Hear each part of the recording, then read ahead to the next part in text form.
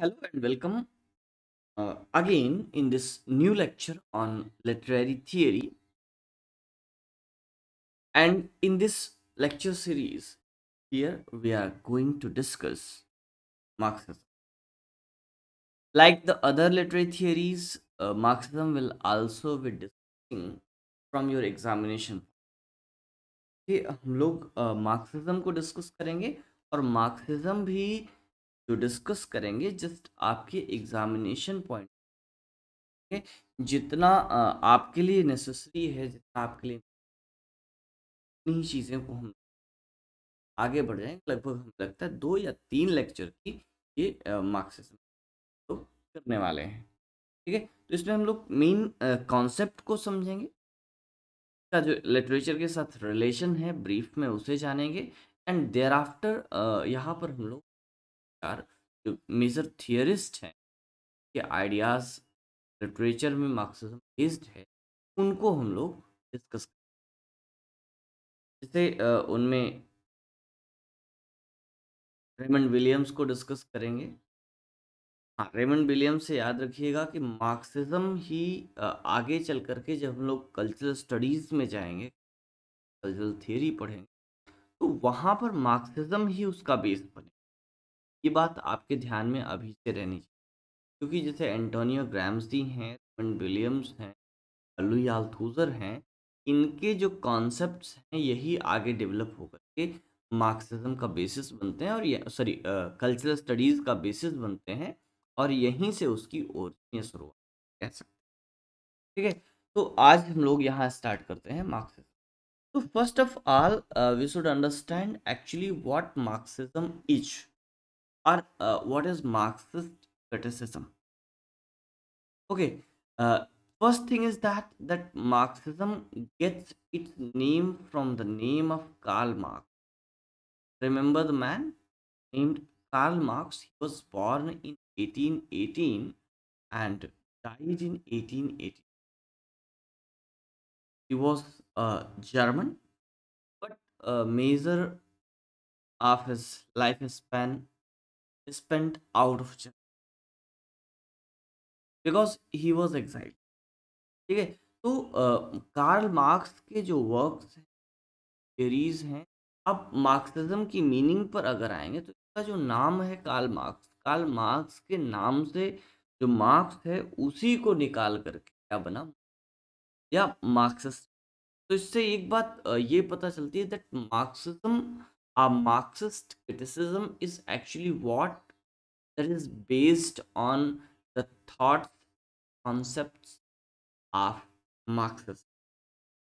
And actually this Marxism in literature is not a original theory but is a derivative theory.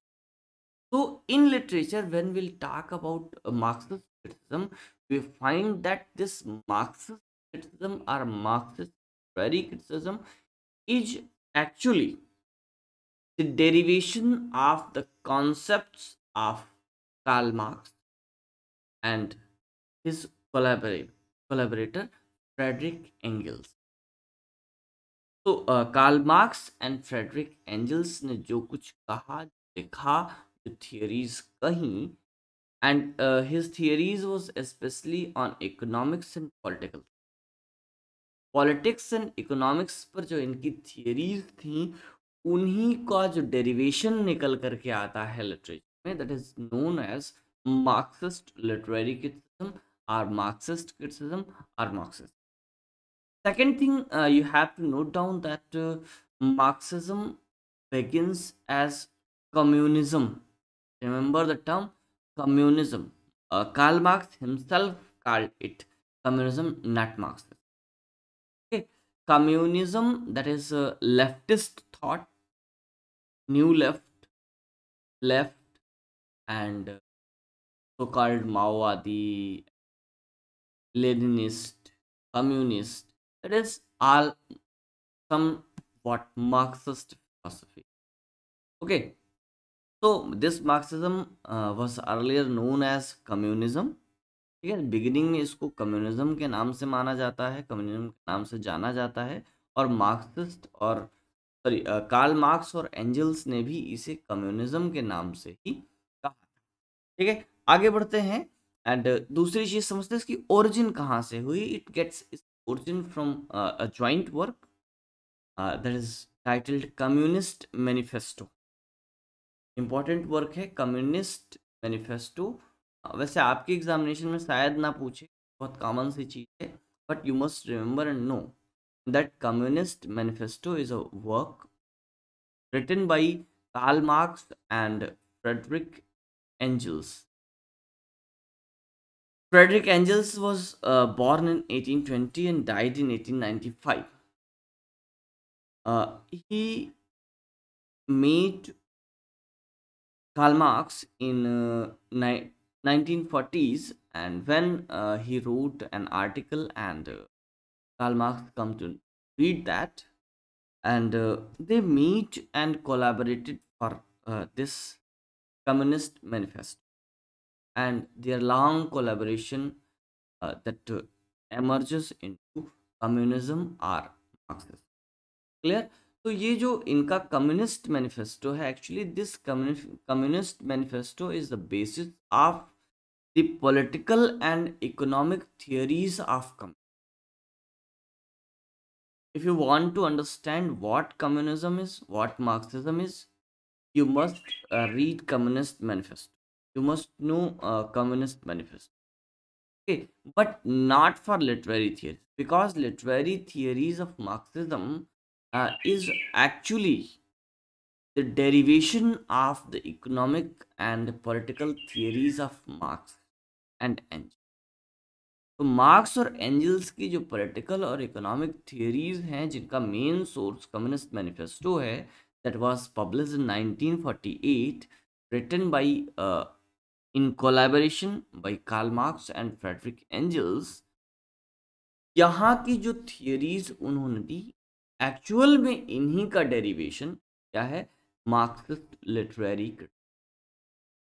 आगे इसको हम लोग थोड़ा सा और एलेबरेट करके समझेंगे।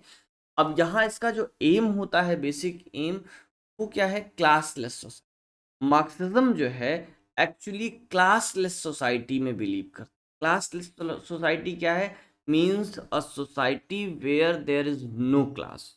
क्लास का सेंस यहाँ से है that is elite class, bourgeois class और upper class, and other is working class, middle class, lower class. These are social classes, and this Marxism or communism believes in that there should be no class, everyone must be.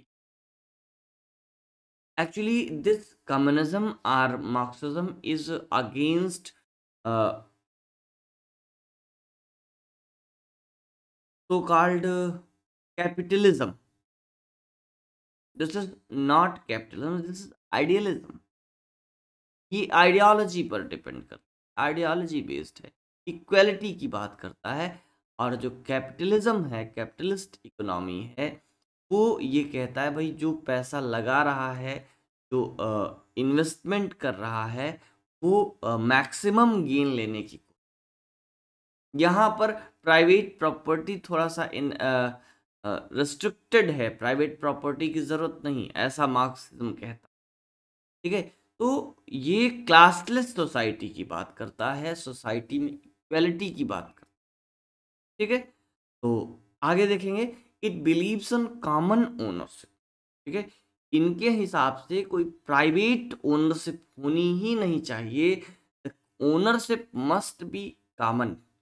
लेकिन इसके अपने drawbacks भी हैं, तो drawbacks पर हम लोग चर्चा नहीं करने वाले हैं, बिकॉज कि हम लोग एज पॉलिटिकल और इकोनॉमिक थियरी के रूप में मार्क्सिज्म को नहीं पढ़ रहे हैं, हम लोग मार्क्सिज्म को यहाँ लिटरेचर के पॉइंट ऑफ व्यू से समझते हैं। इसलिए एक ब्रीफ इंट्रो हम आपको सिर्फ दे रहे हैं कि ये एक्चुअली में है क्या।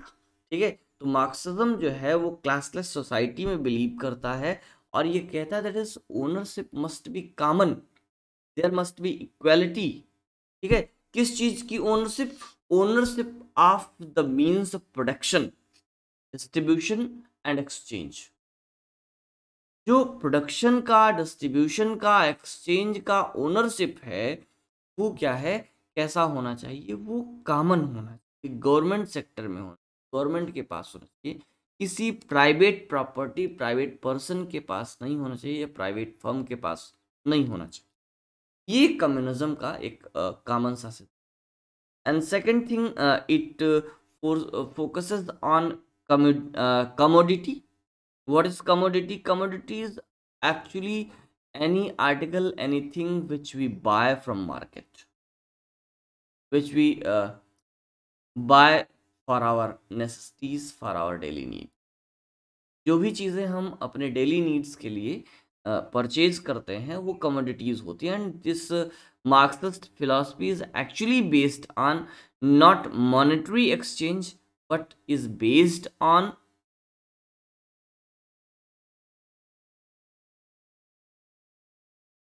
वस्तु विनिमय। दैट इज क्या कहते हैं इसको,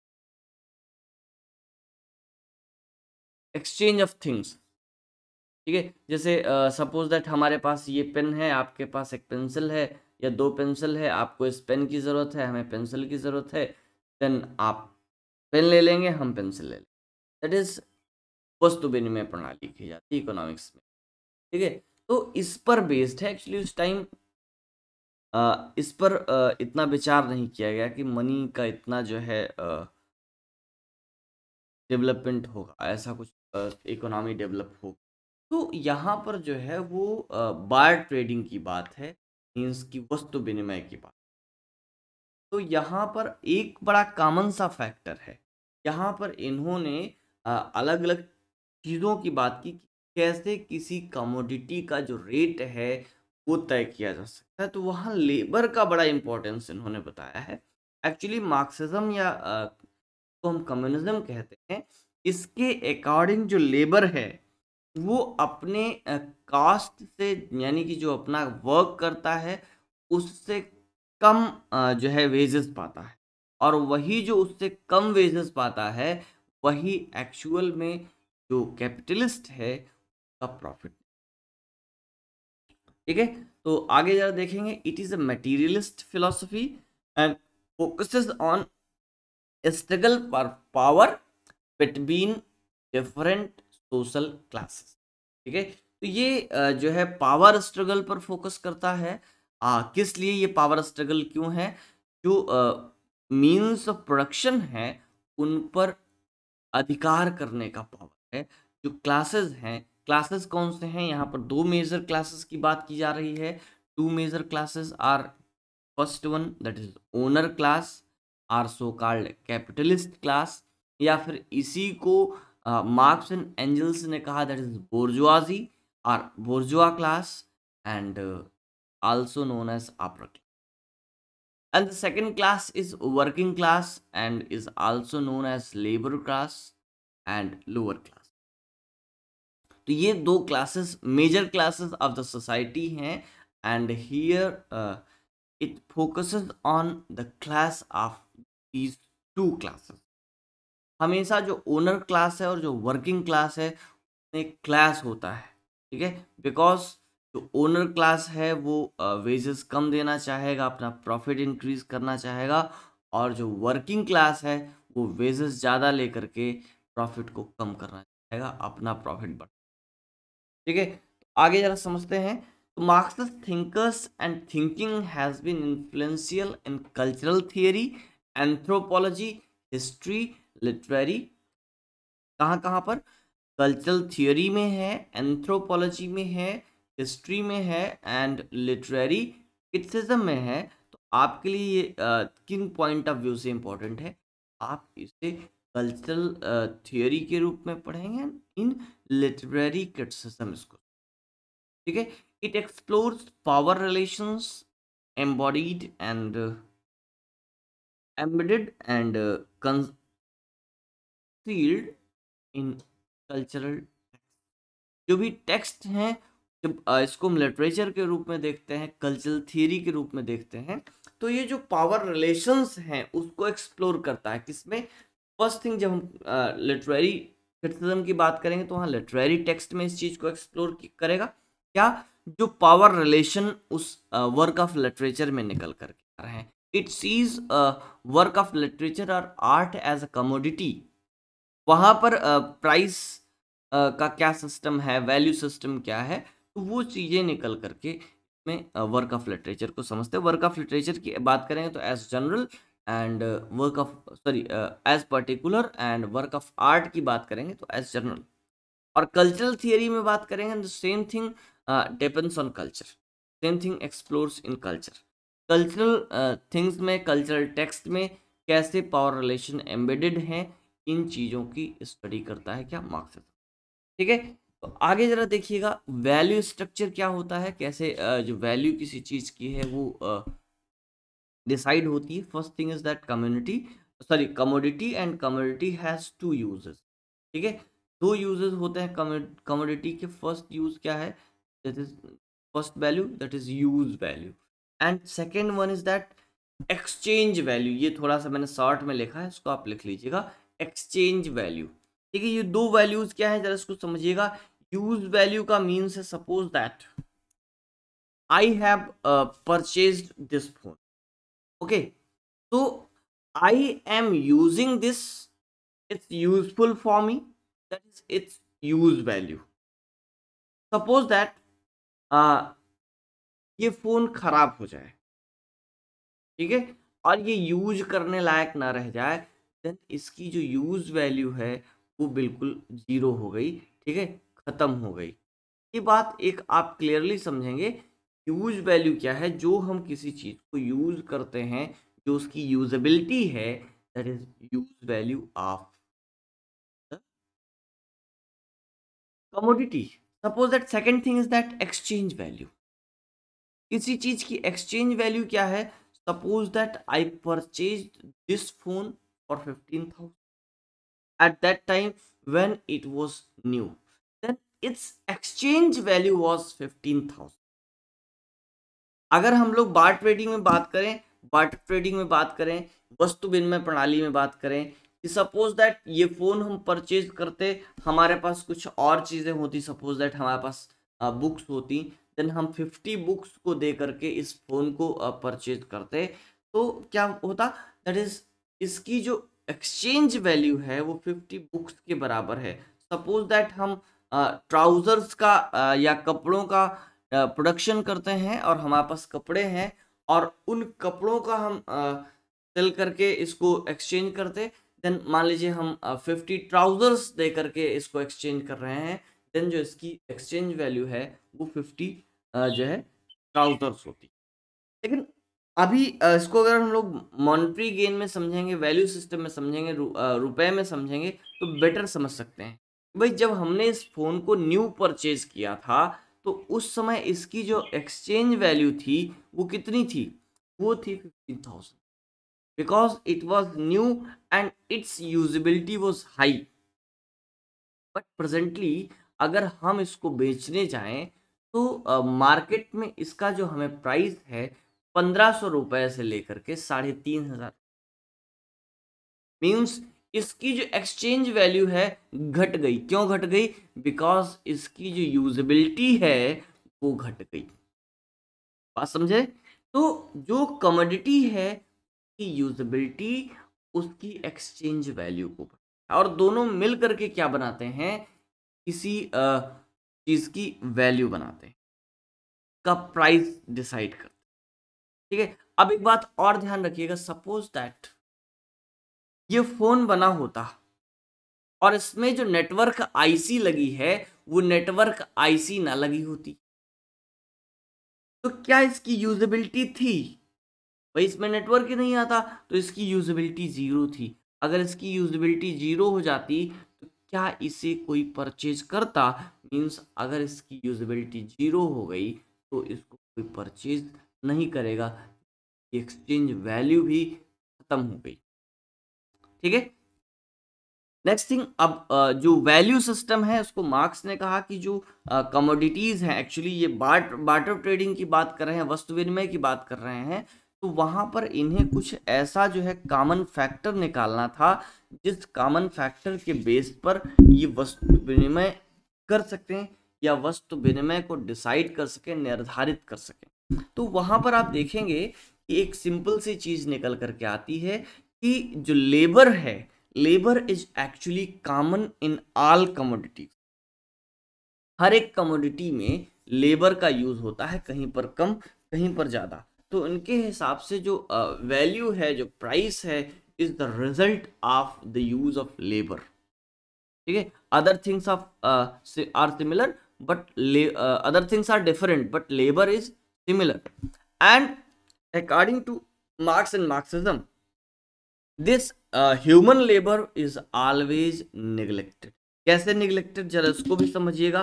सपोज दैट हम खेत में जाते हैं, वहां पर हम कोई चीज परचेज करते हैं मीन्स कि किसान के खेत पे हम गए, उससे सब्जी purchase, then there we can understand that this is farmer and he is doing a hard work to grow these vegetables।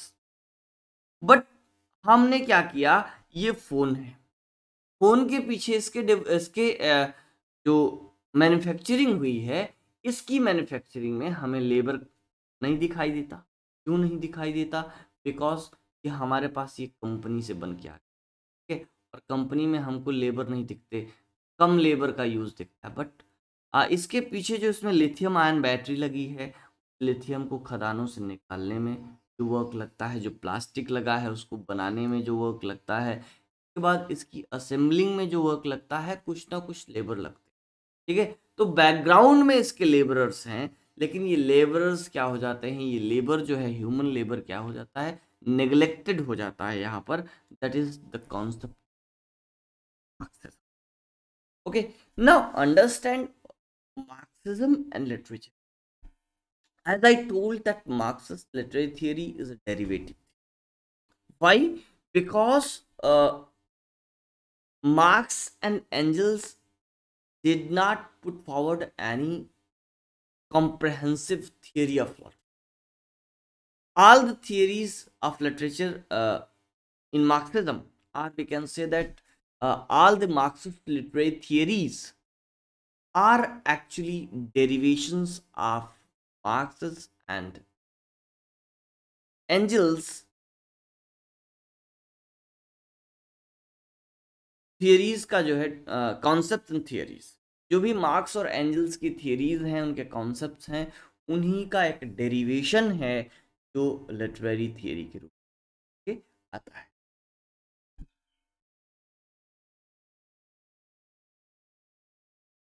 Okay, सो ये इतनी बातें हैं। एंड नेक्स्ट कुछ एक बातें समझते हैं, that is there is no direct connection between Marxism and literature. कोई डायरेक्ट कनेक्शन नहीं है, क्योंकि डेरिवेटिव थियरी है। तो उन कॉन्सेप्ट्स को जो इकोनॉमिक्स के कॉन्सेप्ट्स हैं, पॉलिटिकल साइंस के कॉन्सेप्ट्स हैं, उसको हम लोग लिटरेचर पर अप्लाई करते हैं।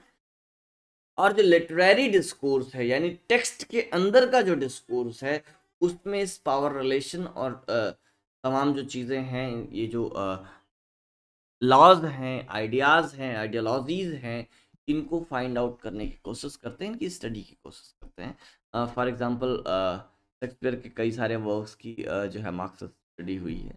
तो इस तरीके के जो है, जो भी वर्क्स हैं, उसके अंदर के डिस्कोर्स को हम लोग स्टडी करते हैं। ठीक है, and as I say you earlier that Marxism sees works of art in general and works of literature in particular as commodity. ठीक है, तो जो आर्ट है, आर्ट हम जनरल इसलिए कह रहे हैं कि art consist number of arts and literature is one of them.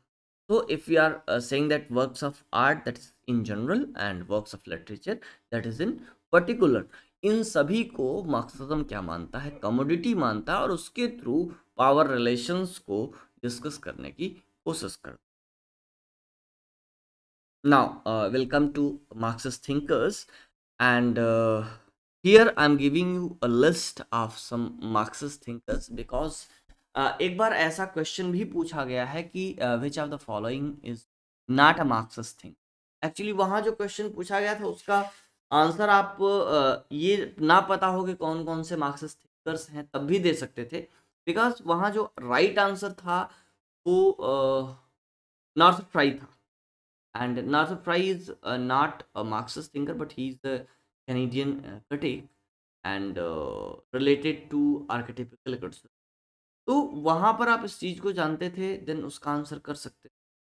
फिर भी आपको एटलीस्ट कुछ जो फेमस मार्क्सिस्ट थिंकर्स हैं उनके नाम पता होने चाहिए, कि ताकि फिर से ऐसे कुछ क्वेश्चंस पूछे जाएं और कभी मैचिंग में आ जाए तो ये आपको आंसर करने में इजी हो। ठीक है, तो कुछ नाम है, दैट इज बर्टोल्ड ब्रेस्ट, इनको हम लोग डिस्कस करने वाले हैं लिटिल डिटेल, एंड लुई अल्थुसर को थोड़ा सा हम लोग डिटेल में डिस्कस करेंगे, एंड एंटोनियो ग्राम्सी को भी डिटेल करेंगे, एंड देर आफ्टर ये जो नीचे के और हैं इनको बहुत डिटेल करने, अर्नेस्ट डॉच and Walter Benjamin, Jean Paul Sartre, Alain Badiou. Actually, he is the student of Louis Althusser, and he has developed the concepts and thoughts of Louis Althusser. And next one is, that is George Lucas and Raymond Williams. Raymond Williams we also discuss in detail, and he is also a key figure in cultural studies. ठीक है, cultural studies में भी हम इनको discuss करेंगे, इसमें भी figure हैं, वहाँ पर भी हम इन्हें समझेंगे और यहाँ पर भी समझेंगे। या ये पूरी लिस्ट एक हमने 9 मार्क्स क्रिटिक्स की दी है, ये आपके एग्जामिनेशन पॉइंट ऑफ व्यू से इंपॉर्टेंट है, इनका नाम आपको पता होना चाहिए और ये पता होना चाहिए that is they are related to Marxist literary criticism. ठीक है, क्योंकि इनके नाम से भी क्वेश्चंस बन सकते हैं, मैचिंग के बन सकते हैं, और भी तरीके से क्वेश्चन यहाँ पर बन सकते हैं। तो इस लेक्चर में हम लोग यहीं रुकेंगे, और न्यू लेक्चर में हम लोग मार्क्सिस्ट थिंकर्स पर जो 4 हमने कहे इनको हम थोड़ा सा डिटेल करेंगे। सबसे पहले समझेंगे Bertolt Brecht and his concept of epic theatre. So thank you for joining us. We'll see you later in this new